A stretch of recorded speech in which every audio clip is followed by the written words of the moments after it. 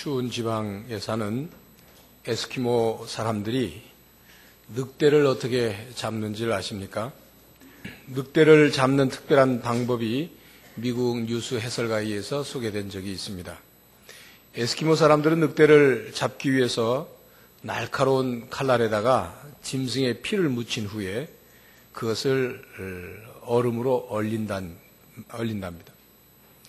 칼날에 피가 얼어붙으면 다시 그 위에 짐승의 피를 발라서 또 얼리우고 다시 그것을 되풀이해서 날카로운 칼날은 이제 보이지 않고 그 칼날 위에 피가 얼어붙은 얼음 덩어리만 보이게 된다고 합니다. 그러면 그 날카로운 칼날을 늑대들이 많이 다니는 툰드라 지역에다가 묻어둔다고 합니다. 물론 칼날이 위쪽을 향하도록 묻는 거죠. 그러면 늑대는 피 냄새를 맡고서 다가와서 얼어있는 피를 혀로 핥아먹기 시작합니다. 늑대가 피를 계속 핥아먹으면 점점 칼날이 드러나게 되겠죠. 그러나 늑대는 이미 얼어붙은 짐승의 피를 핥아먹느라 그 혀가 차가운 그 얼음에 의해서 감각을 다 잃어버리게 됩니다.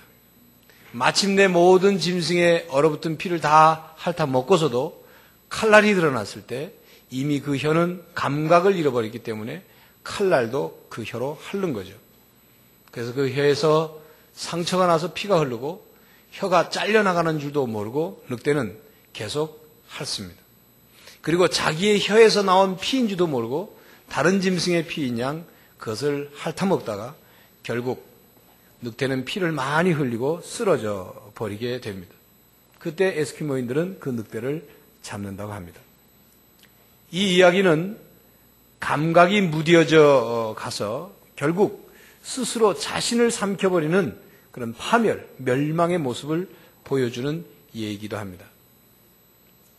본문 말씀에는 점점 그 영혼이 무뎌져서 감각을 잃어버리고 하나님을 점점 잊어버려서 그래서 그 끝이 좋지 않게 끝난 한 사람이 등장합니다. 본문 말씀은 이스라엘 나라가 솔로몬 왕이 죽은 뒤에 남과 북으로 왕국이 나뉘었죠. 그리고 그 남유다 왕국에 아사 왕이라는 사람의 이야기가 기록되어 있는 것이 본문입니다. 아사 왕은 역대기 하에 14장, 15장, 16장 3장에 걸쳐서 기록이 되어 있습니다. 아사 왕은 왕으로 즉위하면서 종교 개혁을 단행한 사람입니다.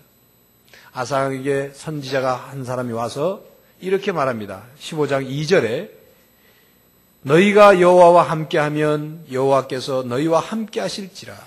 너희가 만일 저를 찾으면 저가 너희의 만난 바 되시려니와 너희가 만일 저를 버리면 저도 너희를 버리시리라.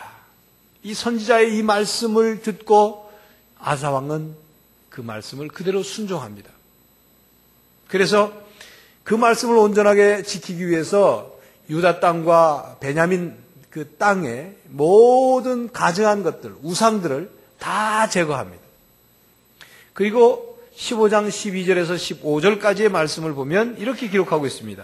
또 마음을 다하고 성품을 다하여 열조 하나님 여호와를 찾기로 언약하고 무릇 이스라엘 하나님 여호와를 찾지 아니하는 자는 배소 남녀를 물어나고 죽이는 것이 마땅하다 하고 무리가 큰 소리로 부르며 피리와 나팔을 불어 여호와께 맹세하며 온 유다가 이 맹세를 기뻐한지라. 무리가 마음을 다하여 맹세하고 뜻을 다하여 여호와를 찾았으므로 여호와께서도 저희의 만난 바 되시고 그 사방에 평안을 주셨더라. 아사 왕과 유대 왕국의 백성들이 하나님 앞에 바로 서려고 하고 우상을 제거하고 그리고 하나님을 열심히 찾았더니 하나님이 그 나라에 평안을 주셨다. 약속대로 평안을 주셨다. 그런 말씀입니다. 아사 왕의 개혁은 여기서 그치지 않고 2차 종교개혁을 단행합니다. 그 개혁 중에는 아사 왕의 어머니, 모친인 마아가가 아세라 여신상을 만들어서 섬겼는데 그것을 뺏어다가 빻아서 불살라버리고 그리고 아사 왕은 자기 어머니를 폐위시켜버립니다. 우상을 섬겼다는 이유로 폐위시켜버려요. 그리고 무너진 여호와의 단을 보수합니다. 그러니까 역대기하 14장 15장을 보면 거기에서 우리는 정말 신앙으로 살려고 애를 쓰고 하나님 앞에, 하나님 말씀 앞에 순종하고 바로 살려는 그런 행동하는 신앙인을 발견하게 됩니다. 스스로 돌아보아서 악에 처해진 그 길에서 돌이켜서 하나님을 향하여 전심으로 나아가는 그런 아사왕을 발견하게 됩니다. 그런데 16장에 들어서서는 앞에 두 장에서 발견된 그런 아사왕의 모습은 보이지 않고 변해버린 아사왕, 예전에 그가 아닌 그런 아사왕을 발견하게 됩니다. 왜 그렇게 되었을까요? 선을 행하고 정의롭게 나라를 다스리던 이 아사왕, 바른 신앙을 위해 종교개혁을 단행하던 아사왕, 어머니가 우상을 섬겼다고 해서 그 신상을 빼앗고 어머니를 폐위시킨 이 하나님을 향한 신앙에 불타는 이 아사왕, 그가 왜 변했을까요? 왜 예전에 그가 아니고 다른 모습이 되었을까요? 갑자기 그렇게 변했다고 생각하십니까? 어떤 문제는 순식간에 생기는 것이 아닙니다. 오랜 시간을 통해서 문제가 만들어집니다. 오랫동안 쌓인 것들이 문제를 만듭니다. 여러분 자신의 문제나 가정의 혹은 부부의 직장의 문제가, 이 나라의 문제가 어느 순간 이 문제가 생겨난 것이 아니라 그동안 쌓인 것들이 어떤 계기에 의해서 그 문제가 표출되고 드러나는 것입니다. 왜 아사왕은 그렇게 변했을까요? 본문 16장 바로 앞절인 15장의 마지막 절 19절에 보면 이때부터 아사왕 35년까지 다시는 전쟁이 없으니라 그랬습니다. 아사왕이 하나님 앞에 바르게 나라를 다스렸기 때문에 전쟁이 없게 됐는데 아사왕 35년까지, 그 35년까지 기간을 어떤 학자는 10년 동안 혹은 어떤 학자는 20년 동안이라 그렇게 설명을 합니다. 여하튼 10년 이상 20년이라는 긴 세월 동안 그 나라에 전쟁이 없었습니다. 나라에 아무 일이 일어나지 않았어요. 그러니까 무슨 말이냐면 나라가 평안했기 때문에 아사왕이 변하게 됐다 이 말입니다. 나라에 아무 일이 없었기 때문에 아사왕의 마음이 점점 풀어진 것입니다. 여러분, 평안이란 좋은 것입니다. 누구든지 다 자신의 삶이 평안하기를 원해요. 그러나 평안하다 보면 그 평안한 것이 삶의 전부가 되면, 그렇게 되면 우리의 감각이 무뎌집니다. 우리의 신앙이 해이해지게 됩니다. 평안하면 옛날에는 어려움이 있을 때는 그렇게 하나님께 간절했던 신앙인이 평안하고 별일 없으면 점점 하나님과 멀어지고 신앙이 흐트러집니다. 신앙이 변질됩니다.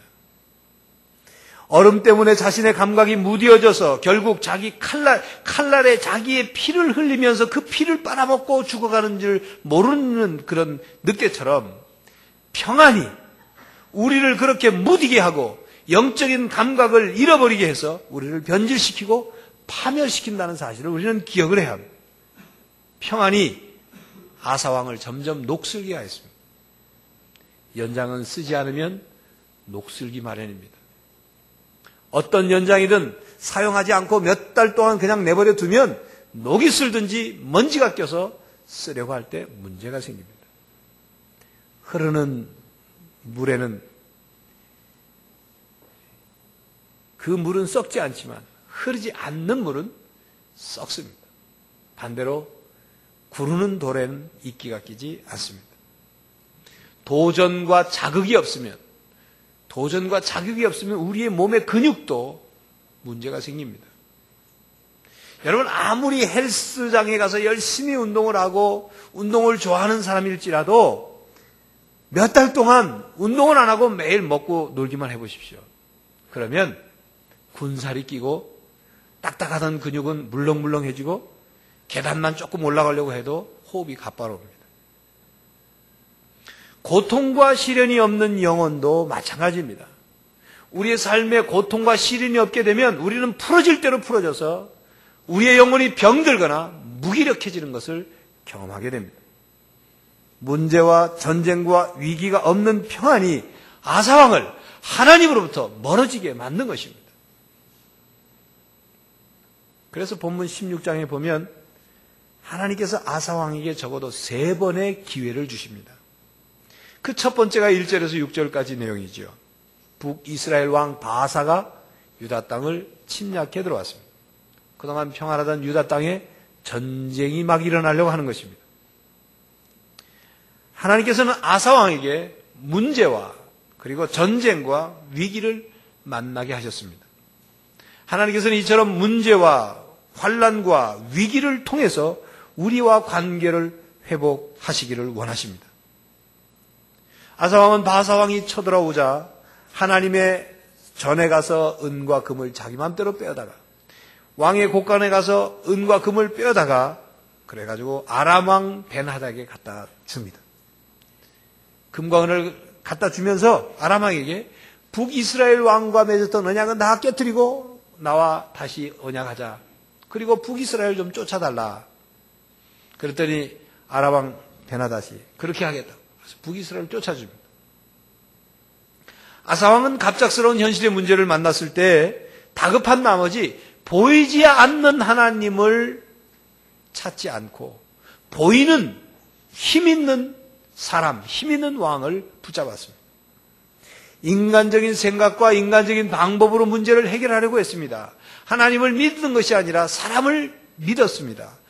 재물과 돈으로 그 문제를 해결하려는 세상적인 방법을 사용했습니다. 그런 믿음의 방법을 택하지 않았습니다. 하나님을 까마득하게 잊어버렸습니다. 그토록 하나님을 찾기로 하나님과 언약을 맺었던 이 아사왕이 하나님을 찾지 않았습니다. 아사왕은 역대기하 15장에 보면 환난을 만났을 때 하나님께 열심히 돌아가서 하나님을 찾았던 그런 사람입니다. 그런데 그렇게 하지 않았어요. 전쟁을 이기게 해주시는 분이 하나님을 믿고 하나님의 도우심을 구해야 함에도 불구하고 그렇게 하지 않았습니다.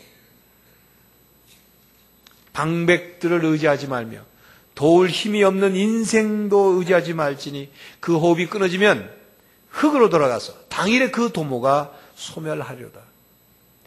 야곱의 하나님으로 자기의 도움을 삼으며 여호와 자기 하나님에게 그 소망을 두는 자는 복이 있도다. 시편 146편 3절에서 5절 말씀입니다. 그렇습니다. 사람을 믿지 마십시오. 사람은 사랑해야 할 대상이지 믿을 대상이 아닙니다. 사람을 하나님처럼 믿지 마십시오. 여러분 목사도 믿지 마십시오.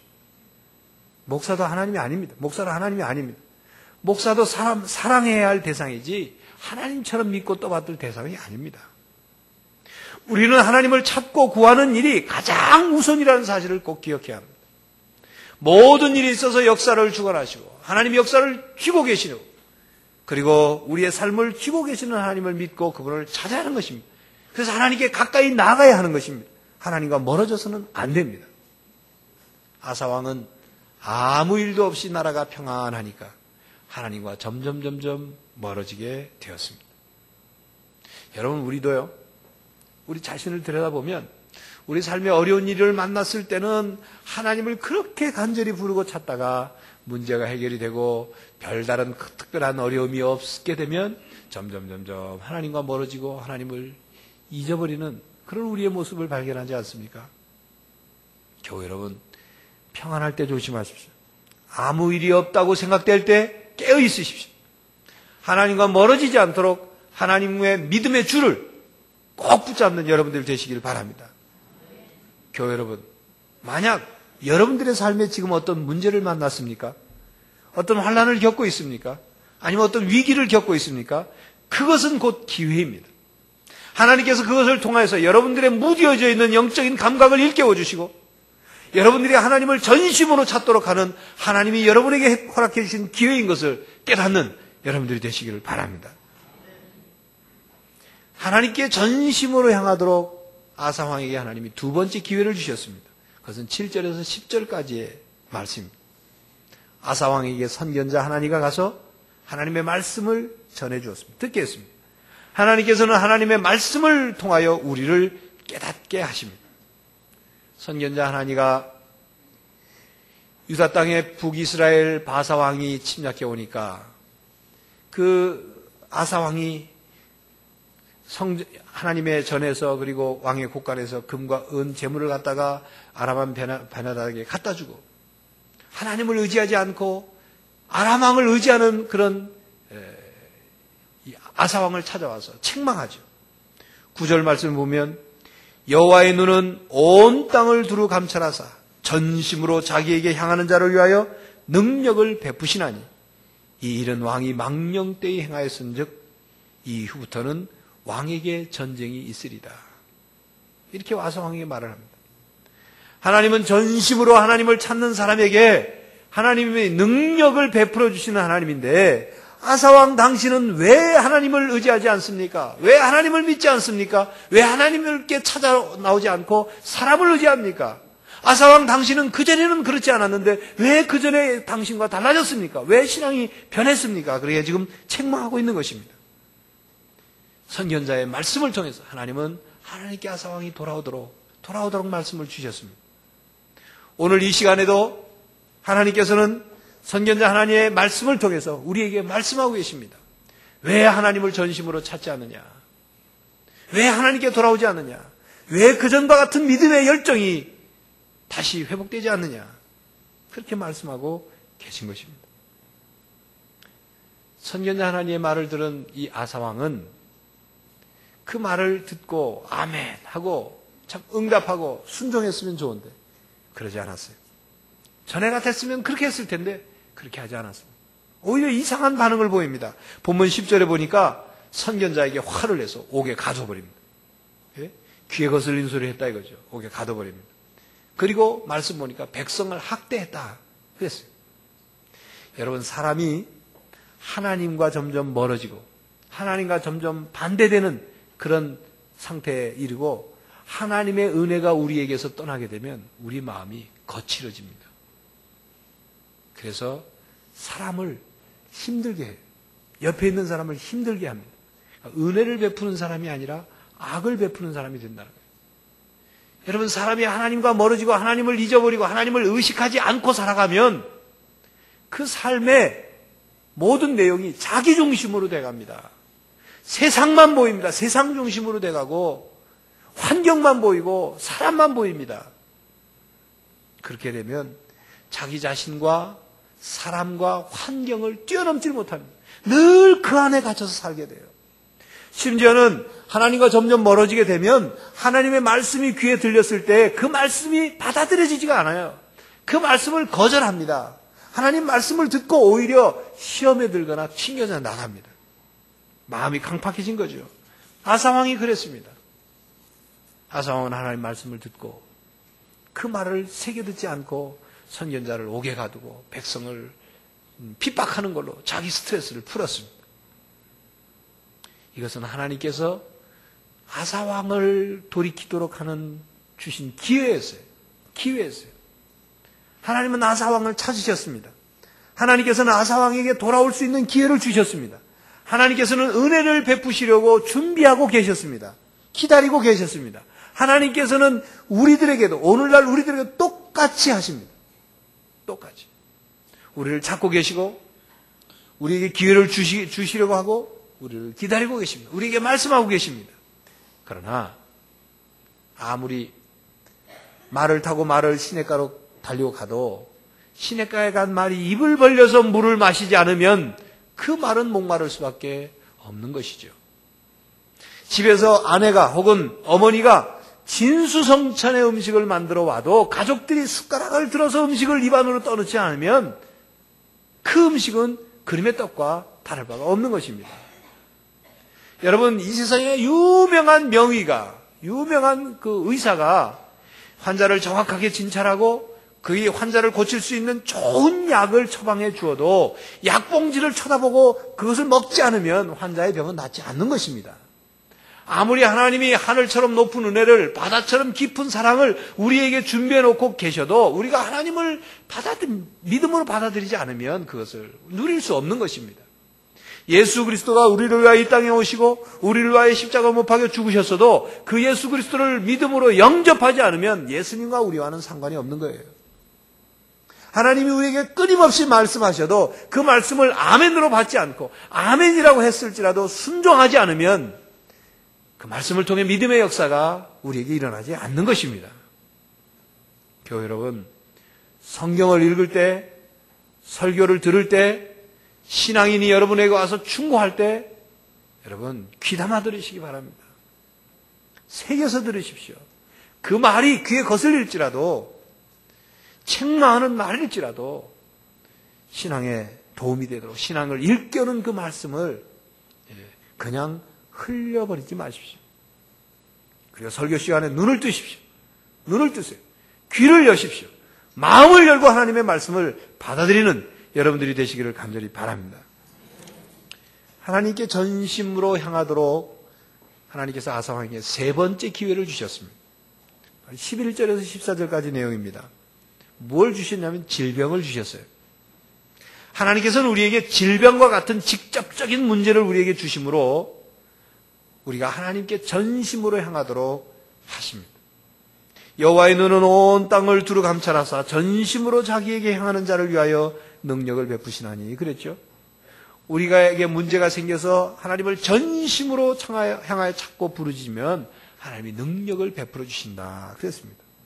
그런데 본문 12절 13절에 보면 아사가 왕이 된 지 39년에 그 발이 병들어 심히 중하나 병이 있을 때에 저가 여호와께 구하지 아니하고 의원들에게 구하였더라. 아사가 위에 있은 지 41년에 죽어 그 열조와 함께 자매 그랬습니다. 그러니까 아사 왕은 자기 발에 병이 생겼는데 의원들에게, 의사들에게 치료해달라고만 쫓아다녔지 하나님께 전혀 구하지 않으므로 2년 동안 발에 병이 생기고 결국 죽게 됩니다. 여러분, 믿음은 하나님께 도움을 요청하는 것으로 나타납니다. 믿음은 우리 마음속에 있는 것이 아니라 하나님께 도움을 요청하는 것으로부터 표현돼서 믿음이 시작되는 것입니다. 우리의 삶의 변화, 우리가 새로운 영적인 체험과 경험을 하기 위해서는 하나님께, 예수님께 우리를 맡기고 하나님께 도움을 청할 때, 도와달라고, 구원해달라고 청할 때 그때 믿음이 나타나는 것입니다. 마태복음 14장에 보면 예수님께서 바다 위를 걸어오셨어요. 물결 치는 바다 위를 걸어오셨어요. 배에 타고 있던 제자들이 놀랬죠. 그 중간 내용은 생략하고 베드로가 생각할 때 나도 물 위를 걸어봤으면 하는 생각이 있으니까 예수님께, 예수님 나도 좀 물 위를 걷게 해주십시오. 걸어라. 베드로가 배 위에서 내려서 바다 위를 발을 내리니까 빠지지 않고 걷는 거예요. 한 발, 두 발 걷습니다. 걷다 보니까 바람이 불어가지고 베드로의 마음속에 무서운 생각이 들었어요. 혹시 빠지는 거 아닌가 이러다. 그런 무서운 마음이 들자마자 베드로가 물속에 쑥 들어갑니다. 쑥 들어가면서 죽겠구나 하는 생각이 직감되니까 베드로가 예수님께 소리를 칩니다. 주여 나를 구원하소서. 주여 날 좀 도와주십시오. 그때 주님이 도와주십니다. 믿음은 이처럼 주님께 도와주십시오. 구해주십시오. 도움을 요청하는 것으로 우리의 믿음이 나타나는 것입니다. 히스기야 왕은 자기 의가 죽을 병이 걸렸을 때 하나님께 도와달라고, 구원해달라고 부르짖음으로 15년 동안 생명이 더 연장받았습니다. 그런데 아사 왕은 그러지 않았어요. 열심히 의사는 찾아다녔지만 하나님을 찾아왔다는, 하나님께 기도했다는 기록은 눈을 씻고 봐도 찾아볼 수가 없는 것입니다. 교회 여러분, 아무리 하나님이 전능하시고 아무리 하나님이 우리를 도와주시려고 해도 우리가 하나님을 찾지 않으면, 믿음으로 기도로 부르짖지 않으면, 하나님께 믿음으로 구하지 않으면 하나님을 우리는 만날 수도 없고 하나님의 도움을 받을 수도 없는 것입니다. 구하라 그러면 주실 것이요, 찾으라 그러면 찾을 것이요, 두드리라 그러면 열릴 것이니, 구하는 이가 얻을 것이요, 찾는 이마다 찾을 것이요, 두드리는 자마다 열릴 것이니라. 두드릴 때 열리는 것입니다. 찾을 때 구해지는 것입니다. 하나님께 우리의 삶에 문제가 있을 때 그 문제를 놓고 하나님께 도와달라고 구함으로 여러분들의 믿음이 응답받는 여러분들이 되시기를 바랍니다. 제가 지난 휴가 때 기도원을 들어가는 중에 자동차 접촉사고가 났습니다. 제 차와 마주오던 차가 운전석 앞쪽으로 이제 충돌해서 옆에 이제 그 접촉사고가 났습니다. 그래봐도 제 운전 경력이 88년 1월 면허니까 16년 동안 그런 사고는 사실 처음이었습니다. 기도원을 하는 중에 기도원을 바로 눈앞에 두고 바로 눈앞에 얼마 남지 않고 사고가 난 것입니다. 순간 빡 하는 소리가 남과 함께 반사적으로 제가 브레이크를 밟고 그리고 눈을 떠보니까 왼쪽 운전석 있는 왼쪽 백밀러의 유리가 툭 깨져 떨어져가지고 꼭 눈알 튀어나오듯이 떨어져 있습니다. 아, 내가 졸음운전했구나 하는 생각을 직감적으로 알 수 있어요. 생각이 안 나니까, 부딪히는 장면이 생각이 안 나니까 졸지 않았으면 뭐 알 거 아닙니까? 차를 세워두고 상대방 차가 보니까 다행히 감사하게도 차만 서로 그렇고 사람은 다치지 않아서 결국 보험회사에게 이제 전화하고 처리를 해서 잘 마무리가 됐습니다. 그리고 이제 기도원을 들어갔어요. 그리고 그날 저녁에 이제 제 아내한테 전화해서 이런 일이 있었는데 잘 해결됐으니 뭐 걱정할 필요는 없다. 알고나 있으라. 그랬더니 아마 제 아내가 밤늦게 이제 공부하고 들어온 큰아들한테 아빠가 기도원 가다 뭐 졸음운전하다 이래 됐다 얘기를 했나 봐요. 그랬더니 이 큰 녀석이 제 아내한테 그러더래요. 아니, 목사님이 기도원에 가서 기도하다 졸아서도 안 되지만 기도원도 가기도 전에 졸아가지고 말이죠. 운전했냐고. 집사람한테 그 기도원 갔다 와가지고 그 얘기를 들으니까 진짜 내가 뭐 굉장히 잘못한 것 같아요. 참, 제가 그렇게 삽니다. 근데 사실 제가 말씀드리는 내용은 그게 아니라 사실 요즘 들어서 뭐 금년에 꼭 점심 먹고서 시간이 딱 정해지지 않은 어떤 시간에 한 차례 졸음이 쏟아져요. 책상에 앉아있다든지 뭐 운전하다 보면 졸음이 쏟아져요. 그때마다 이제 뭐 껌을 씹고 사탕을 먹고 막 그러면서 옆에다 차를 세우고 잠깐 자야 되는데 이제 그럴 상황이 아니니까 그러고 그렇게 왔어요. 그러니까 이번에도 이제 점심을 먹고 기도원 들어가면서 졸음이 몇 차례 왔습니다. 몇 차례 왔어요. 부전 기도원을 들어갔으니까 몇 차례 오는 동안 사실 눈을 부비고 이게 좀 잤어야 되는데, 그날이 이제 무슨 날이냐면 이제 새벽에 올림픽 축구한 날이거든요. 그리고 또 새벽 6시에 병원 신방을 갔어요. 잠깐 자고 병원 신방을 갔다가 이제 그렇게 움직였어요. 그러니까 사실 잤어야 되는데 괜찮겠지. 지금까지 뭐 졸음이 와도 뭐 그냥 어떻게 하면 괜찮았으니까 괜찮겠지. 이런 마음으로 가다가 사고가 난 거예요. 참 큰 깨달음이 있었습니다. 졸음이라는 징조가 오면 우리는 그걸 무시해서는 안 되겠죠. 그걸 해결해야 됩니다. 하나님께서는 우리의 삶에 이와 같은 징조를 보여주십니다. 사인을 보내세요. 기회를 주십니다. 그래서 해결하도록. 그래서 그것을 통해서 우리로 하여금 새로운 어떤 삶의 변화가 나타나도록 사인과 징조와 기회를 주시는데 우리가 그것을 제대로 깨닫지 못한다는 것입니다. 하나님께서는 우리를 하나님의 자녀로 삼으시고 우리를 방치해 두시는 것이 아니라 우리를 다듬으시고 우리를 훈련시키시고 우리를 하나님 자녀답게 만들어 가십니다. 그러기 위해서 하나님이 보시다가 우리 삶에 사인을 보내셔요. 그래서는 안 된다. 정신 차려라. 징조를 보내셔요. 기회를 주셔요. 아사왕에게 한 것처럼 그렇게 기회를 주시는데도 불구하고 우리가 그걸 놓쳐버릴 때 문제가 심각해지는 것입니다. 여러분의 삶에 어떤 문제나 시련이나 질병이나 아니면 하나님의 말씀으로 깨우치시는 그런 것이 있습니까? 바로 그것이 하나님께서 여러분에게 주시는 기회입니다. 하나님을 체험할 수 있는 바로 그런 기회인 것입니다. 하나님은 어떻게 해서든지 우리를 도와주시려고 합니다.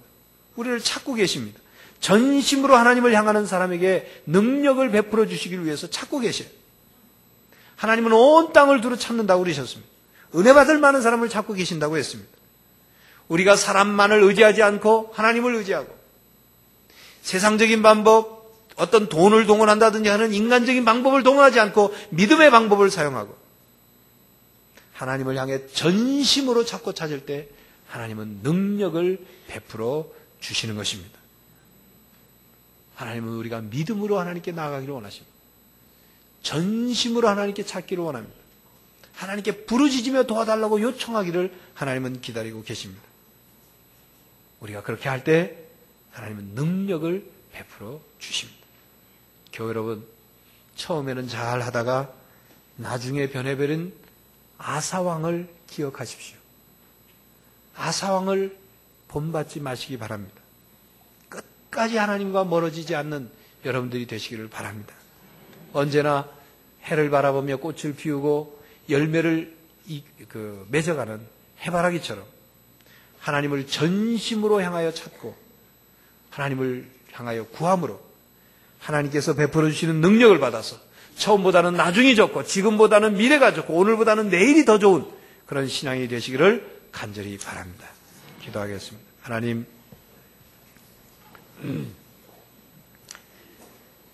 반석이 되시는 하나님, 이기적이며 세상과 타협했던 악한 길에서 떠나서 말씀을 따르기를 원합니다. 하나님의 말씀으로 제 삶에 무너진 것을 보수해 주시고 무뎌진 영적 감각을 일깨워 주시고 멀어진 하나님과의 관계를 새롭게 하시며 악한 것에 빼앗겼던 우리의 마음과 눈이 하나님의 말씀에 집중하게 하여 주시옵소서. 하나님 안에 있는 감춰진 보화를 찾게 하여 주시옵소서. 하나님, 우리 삶에 나타나는 하나님의 사인과 하나님의 징조와 하나님의 기회를 저희들 바로 깨닫고 우리의 삶을 변화시키고 우리의 삶을 새롭게 하고 우리의 삶의 미래를 소망으로 만들어가는 성도들이 되게 하여 주시옵소서. 예수 그리스도의 이름으로 기도하옵나이다. 아멘.